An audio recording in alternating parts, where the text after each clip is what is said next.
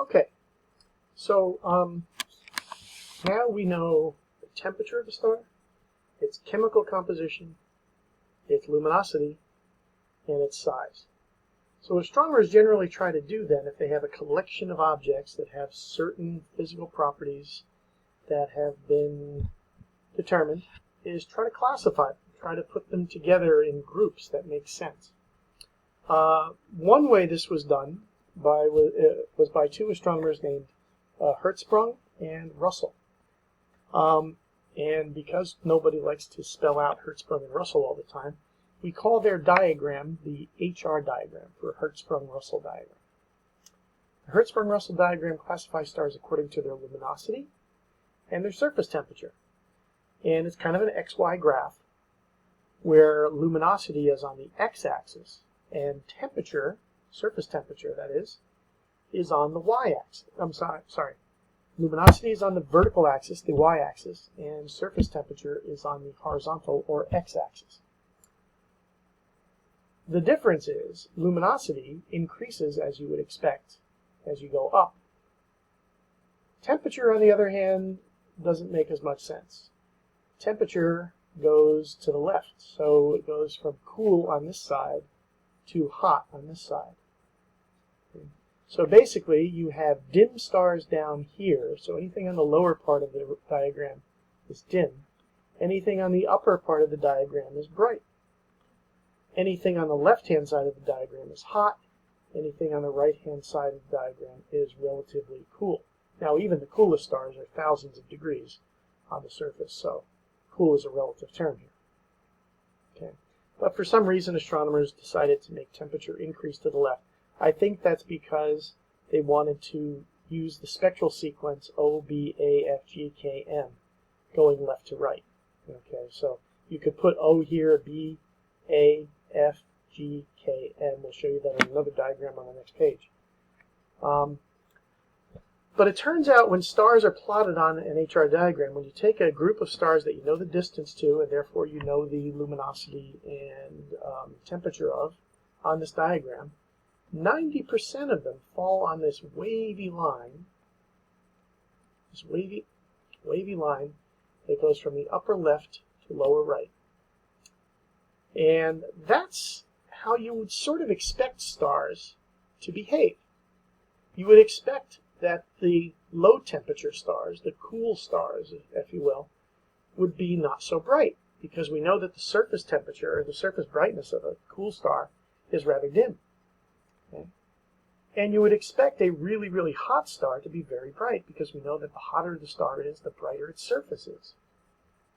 So these stars along this wavy line, which is called the main sequence, and comprises 90% of all the stars in our galaxy and probably other galaxies as well. This wavy line works this way because it makes sense. It's sensible. You would expect hot stars to be brighter and cool stars to be dimmer. It also means they probably don't vary in size. Remember, the third ingredient in that relationship between brightness and temperature is the size of the star. We went over that in the last page. That if you have a big star of the same temperature as a small star, the big star is going to be brighter, because even though its surface isn't any brighter, it's got so much more of it, right? So what we're saying here is that this main sequence is comprised of stars that are approximately similar size. Now, in fact, the stars at this high end of the main sequence are a little bit bigger, and the stars at the low end of this main sequence are a little bit smaller. But the ones from, say, here to here, this middle sort of diagonal part of the main sequence, are all of very, very similar size. They don't vary that much in size. So the main reason you get this trend from lower right to upper left is not because the size of the star changing, it's mainly because of the temperature of the star changing. The increase in temperature is what really makes the brightness of the star vary tremendously. So the surface temperatures of these stars go from about 3,000 degrees to around 40,000 degrees. But the luminosity jumps by a factor of about 1 billion. Okay? The stars up here are about 1 billion times brighter than the stars down here. So remember, luminosity or brightness the surface brightness of a star is extremely sensitive to temperature, T to the fourth power. Funny thing is, there's a group of stars up here and up here that I didn't plot on this particular drawing.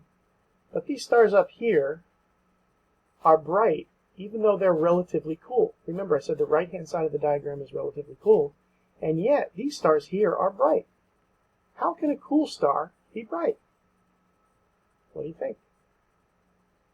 Well, if you think about what we talked about on the previous page, maybe it's just really big. Maybe it's a lot bigger.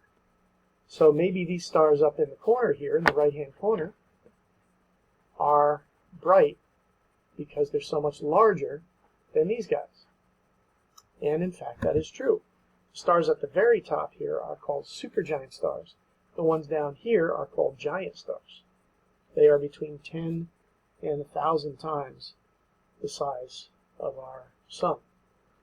There's also a group of stars down here in sort of a diagonal line that are pretty darn hot, almost as hot as the hottest main sequence stars, and yet are fairly dim. Okay, so how can you have a hot star whose surface would be incredibly bright? How can you have that star have an overall luminosity that is very low? It would be way down here. Well, the answer is size. Okay, these guys down here are called white dwarfs because they are so small. In fact, they're about the size of a terrestrial planet like the Earth. Okay, so because there's so little surface area, they don't give off much total light, because even though their surfaces are dazzlingly bright, they don't add up to much. They just don't add up to much. Okay. So, because stars spend 90% of their lifetimes on the main sequence, 90% of all stars are found on the main sequence. Okay. So here's a more, slightly more sophisticated version of the HR diagram. You've got the main sequence here. And sometimes these stars here are called dwarf stars. I really don't like to use that phraseology, so to speak. But astronomers do call these dwarf stars, which I think is very confusing because our sun gets considered a dwarf star. But we're not going to use that terminology in this class. These are just going to be called main sequence stars, because they are stars in the prime of their life. Then we have giant stars, and supergiant stars, and white dwarf stars. Everything on the right of the diagram is cool. Everything to the left of the diagram is hot. Things on the bottom of the diagram are dim. Things to the top of the diagram are bright. And that's why the stars here are so large. We know that they're large because they have a combination of cool but bright. How can you be cool but bright? If you have a lot of surface area, if you are very, very large. On the other hand, white dwarfs here are hot but dim. How do you get a dim star that's very hot, even though its surface is extremely bright? If there's not much of it to go around. And so these guys are called white dwarfs. So giants and supergiants can be cool but are very luminous or bright because they are so large. Lots and lots of surface area. On the other hand, giants, giants are typically around 10 times the radius of the sun, really from about 10 to 100 times the radius of the sun. And supergiants are around 100 to probably close to 1,000 times the radius of the sun. Okay, so they are much, much larger. Okay. White dwarfs, on the other hand, are very hot but dim because they are extremely small. They're about the size of the Earth. The HR diagram is something you should definitely commit to memory and try to understand the rationale behind it. Okay? Make sure you understand everything about this diagram because we're going to be using it for much of the rest of the course. Even when we get into galaxies, it might be useful to remember something about the HR diagram. Let me give you a couple of examples of HR diagrams. This is an HR diagram of a smattering of several dozen stars, maybe a couple hundred. Some of them have names because they are the brightest stars in our sky. Rigel, Deneb. Deneb is one of the brighter stars in the summer sky. Betelgeuse and Rigel are the two stars, two of the brightest stars in Orion, Hunter. Antares is the bright star, which is the heart of Scorpius, the scorpion. Aldebaran is the red eye of Taurus, the bull. Pollux is one of the twin stars of Castor and Pollux in Gemini. Arcturus is the star you follow the arc of the Big Dipper's handle to find. By the way, Arcturus is actually a star that's about the same mass as our Sun. When our Sun gives up its main sequence life, it will eventually turn into a red giant like Arcturus. So when we see Arcturus in the sky, we are looking at a premonition of our Sun, and the way our Sun will look someday. Okay. Vega is the brightest star in the summer sky. If you're out in the summertime and you look almost straight up in the evening sky, you will see a bright bluish-white star. That is Vega. Okay. You'll notice that there aren't many named stars that are down here. And that's because these are the show-offs of the galaxy. We tend to specifically see or preferentially see the stars that happen to be way, way brighter than our Sun, because they're just a lot easier to see, even at a great distance. Bernard's star is only named because it was the star that is known to have the greatest proper motion. Proper motion is if you map a star's position in the sky for many, many years, it will slowly move and change its place if it's not too far away. Bernard's star is relatively close and has the greatest motion against the backdrop of the sky, but it's also extremely dim. You cannot see it without a very good telescope. Sirius B and Procyon B are the companions of Sirius, the dog star, and Procyon, the little dog star.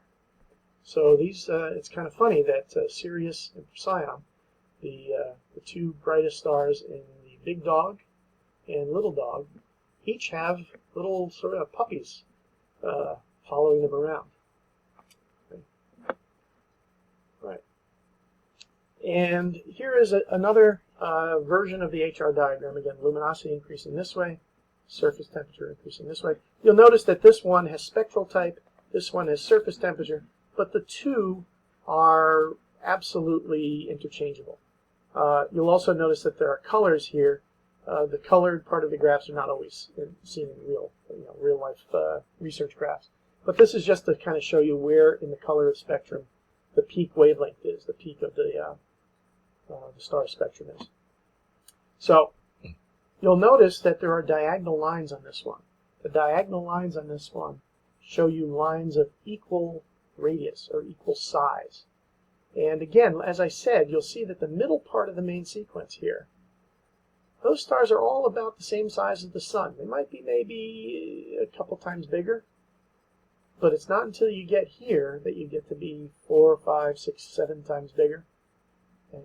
And the stars down here, yeah, those are about maybe a tenth the size of the Sun. So you do get a drop-off in size when you get down to what are called the red dwarfs. Again, I don't like to call them dwarfs, but the lower dim main sequence stars. They tend to be quite a bit smaller in size. Okay? The white dwarfs are all more or less around 100th the radius of the Sun, which is approximately the size of the Earth. Okay? And then giants and supergiants span a size, great variation in size. Giant stars can go all the way from just being a couple times as big as the Sun up to over 100 times. Supergiants can go from being a little more than 10 times the size of the Sun to over 1,000 times the size of the Sun. Okay, and so what we're going to find out in future chapters is that main sequence stars are stars that are in the prime of their life. Giant and supergiant stars are stars that are in the death throes of their life. They're desperately holding on to life as a star. And now, stars, of course, are not really living things, but they are trying to hold on to their existence as bright stars. And white dwarfs are basically stellar corpses, or maybe a better term would be retired stars. Stars that are only shining by the saved up energy of their previous lives. Okay, so that does it for this section. We'll go on to the next part in a moment.